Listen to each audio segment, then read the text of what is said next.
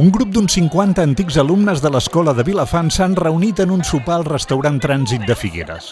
Ha estat una divertida trobada de gent de diferents edats, que molts d'ells feia anys que no es veien.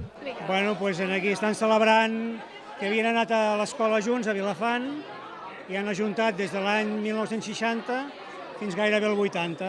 S'han reunit unes 50 persones. Feia poder 30 anys que no ens veiem, molts. Tots som de diferents parts de l'Empordà i el Baix i l'Alt Empordà, perquè hi ha de Torroella també, hi ha gent de Torroella.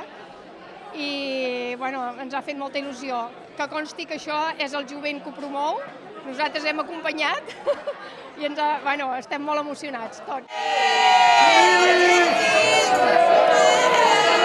Les xarxes socials els han permès connectar-se de nou i organitzar aquest esdeveniment.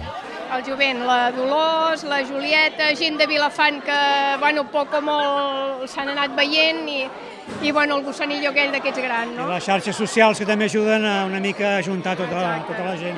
La trobada ha permès recordar uns temps on el sistema educatiu era molt diferent a l'actual. Era una escola que hi ha molta gent que encara no entén que no som només d'una classe. La classe era tota l'escola, vull dir, era els nens en una banda, les nenes a l'altra, un sol professor i molts de records, la veritat. Després del sopar, els més marxosos han acabat la festa ballant a la serradora de la plaça del Sol de Figueres.